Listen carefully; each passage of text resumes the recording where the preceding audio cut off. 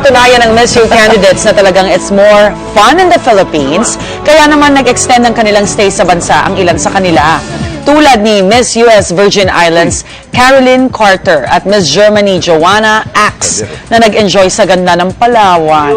Sa White Sand Beach at crystal clear waters naman ng isla ng Boracay, ang in-explore ni Miss Israel, Yam Caspers and Shell. Habang ang mga may dugong Pinay na si Miss New Zealand Tanya Dawson, sa Cebu naman ang destination.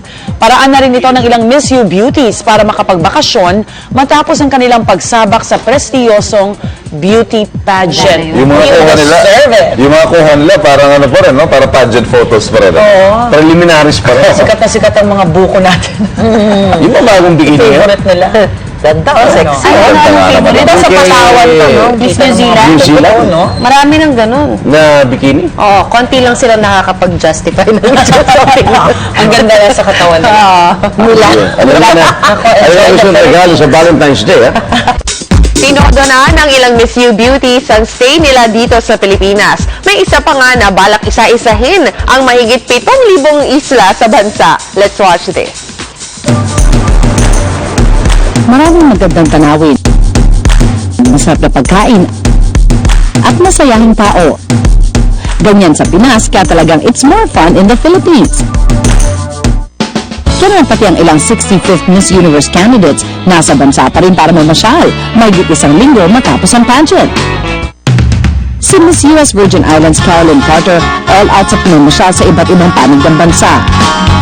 Mula sa pag-explore sa makasaysayang Intramuros sa Manila, bumiyahe rin siya patungong Palawan para makita ang Puerto Princesa, Subterranean River at El Nido.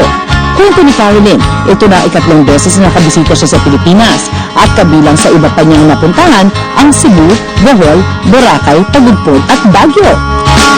Sabi ng dalaga sa isang post, 7,107 islands and I will explore you all. Tulad ni Miss US Virgin Islands, nais din daw ni Miss Germany Joanna Axe na libutin ang lahat ng isla ng Pilipinas. Kasama ang kanyang pamilya na manharing si Joanna sa ganda ng El Nido, Palawan na tinawag pa niyang Paradise on Earth. Ang isla naman ng Boracay ang in-explore ni Miss Israel Yam Caspers and Shell, habang si Miss Belize Rebecca Raff enjoy na enjoy sa Puerto Galera. Bago muli sa kanilang bansa, nilibot naman ng half Pinay na si Miss New Zealand Tanya Dawson ang Cebu. Doon nag-ala fangirl pa si Tanya nang makita ang aktor na si Cesar Montano at nagpa-picture dito.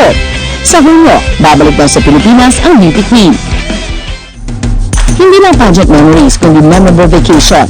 Yan ang pabaon ng Pilipinas sa mga Miss Universe candidate sa pag-uwi nila sa kanilang bansa.